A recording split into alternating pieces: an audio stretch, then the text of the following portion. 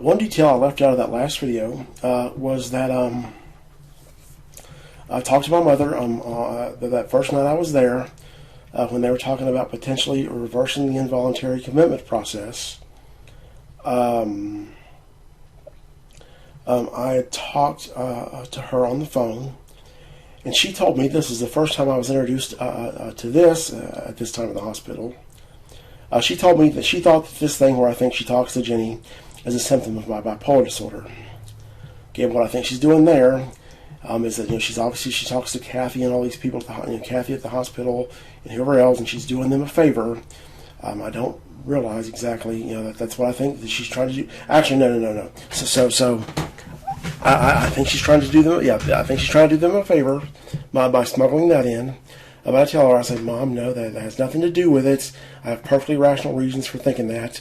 And she kind of drops the subject. And I think at that time that she hasn't told Novant Health this stuff.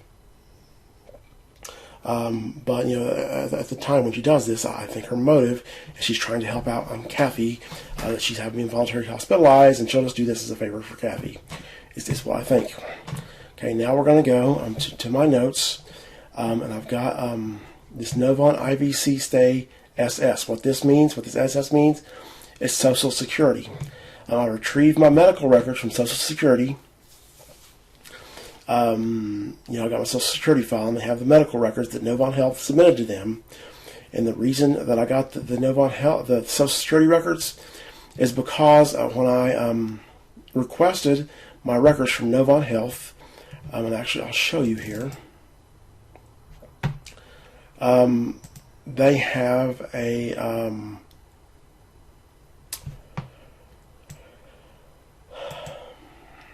there's a Dr. Carter filed a request. I'm going to get this off of my screen right here in case the phone number comes up. The reason I have these redacted phone numbers, one of the main reasons, is because YouTube will take off your videos if you have somebody's phone number on there. So I'm going to find this where Dr. Carter signed a form to prevent me from getting my medical records. Here it is.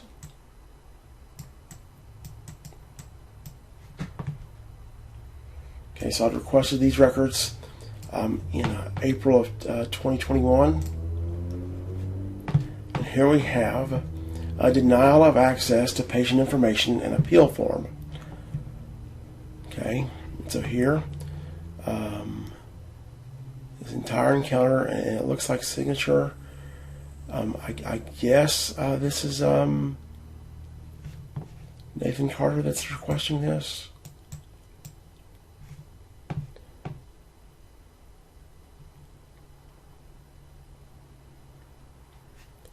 Okay, it says release of information can reasonably be expected to cause substantial and identifiable harm to the patient or others, which outweighs the requester's right to access.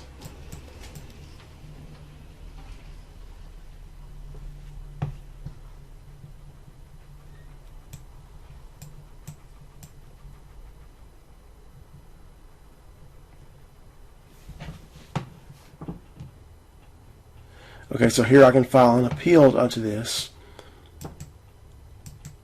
Okay, and this is request is denied in part. Okay, so he's tried to deny me the entire encounter with Dr. Carter. Okay, and so it looks like that was there from October 1st to October 6th, it looks like. Okay, so I requested this on March 24th. Okay. So I got my records from Social Security, and I'll have the parts that he denied me, which you can look at this. These part 1 and part 2. That's what I got from Novant Health when I ordered them, and they give me a pretty decent amount of records, but they did leave out some of them. So we'll go to these records from Social Security. I've already told you about my appointment and what happened. I've already showed you my YouTube videos where you see how I characterize things.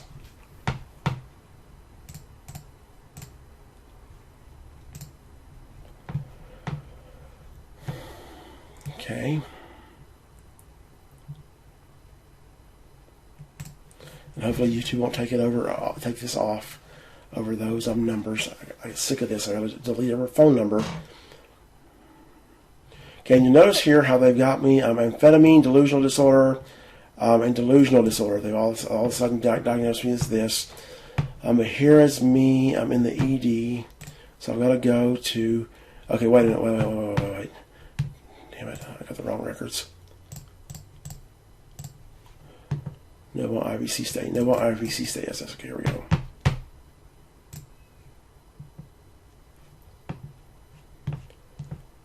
Okay. Amphetamine, delusional disorder, suicidal ideations. Yeah, I'm not sure what's going on here. Let me get this up here to 125%.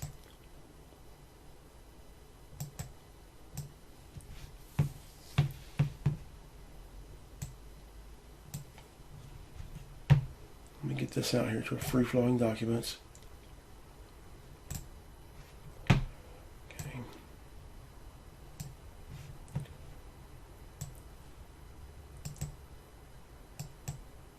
Here we got a hospital encounter.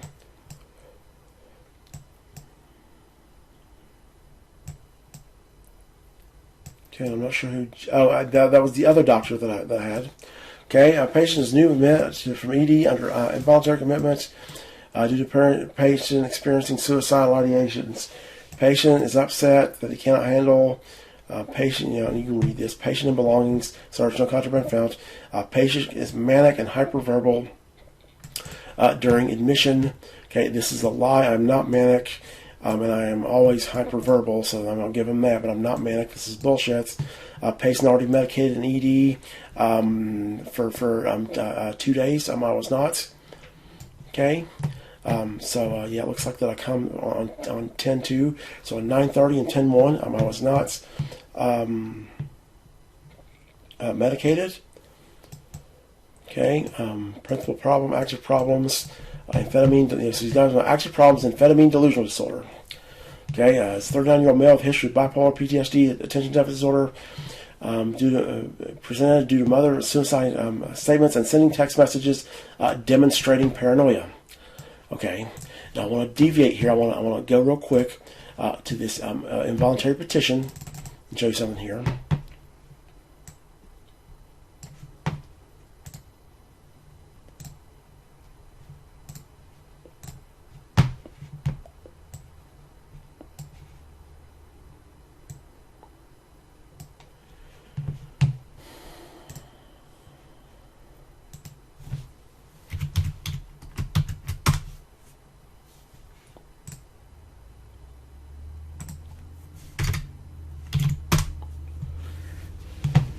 Respondent has a history of mental illness and has previously been hospitalized.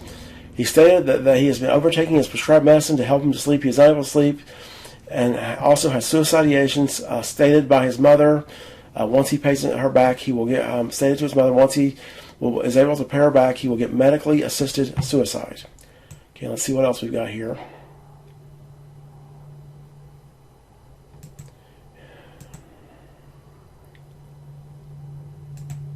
Okay, and this video is going to get taken down, damn it, because I had her address on there.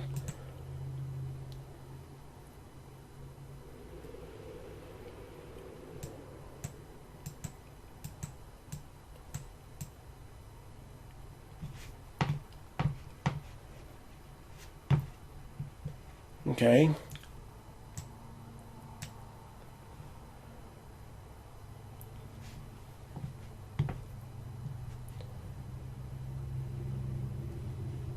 Okay, so here we have, and let's see who did this. Okay, well, you'll notice on this petition, we don't have anything about text demonstrating paranoia, which I accused my mother of. Actually, it may have been a text that I accused her of participating in the hospital's crimes. Okay, and this is whoever this is. Okay, so now we asked the question, why does she not include this about me talking to Jenny on the petition? God damn it. I mean, this project is bullshit. Okay, these goddamn thugs at the Justice Department get paid to do this.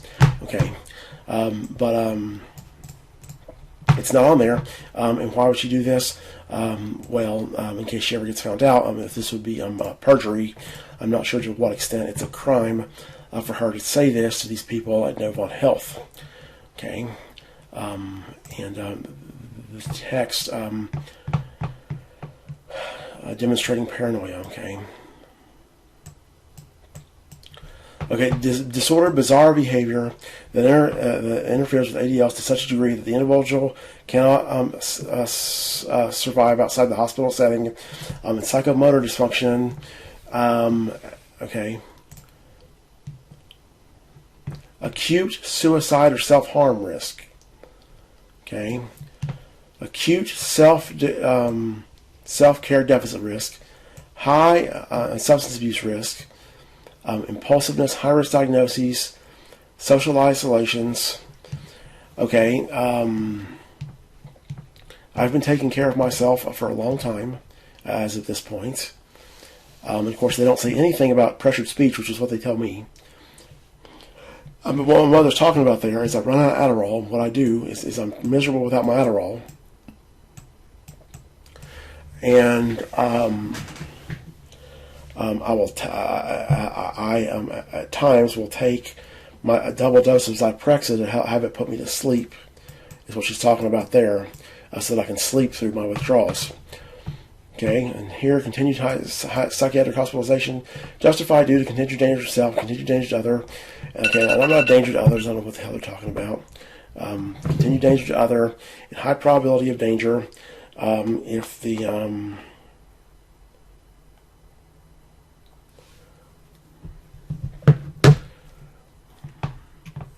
danger if discharged. Continued danger. I'd like to know how the hell I'm a danger to others.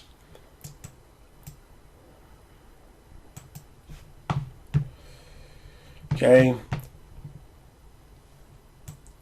Okay, patient takes amphetamines.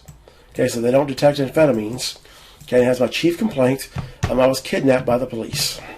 Okay, and so here, we can read along here. Leonard Williams is a 39-year-old male with a history of bipolar, PTSD, ADD, who presented the ED I received due to him making suicidal intent statements, sending text messages demonstrating paranoia, writer discussed indication for inpatient psychiatric admission. Leonard reports that he believes his mother petitioned him because of the passive suicidal ideations. He reports to her, he stated, I have PTSD, and I'm disabled, it's Wells Fargo's fault, they broke the law.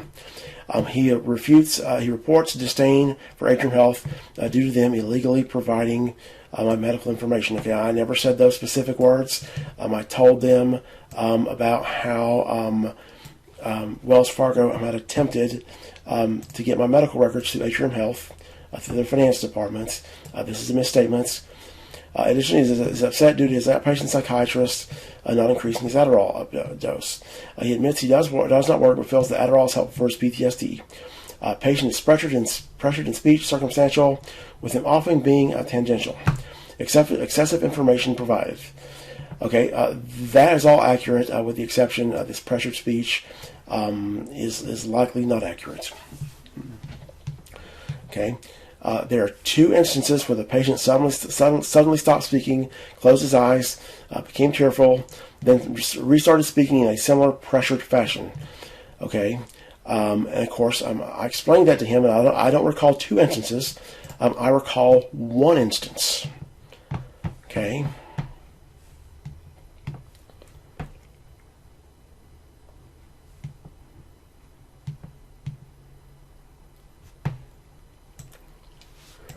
Okay, I'm getting pissed off here. I'm going to have to call this video. We'll continue in the next video.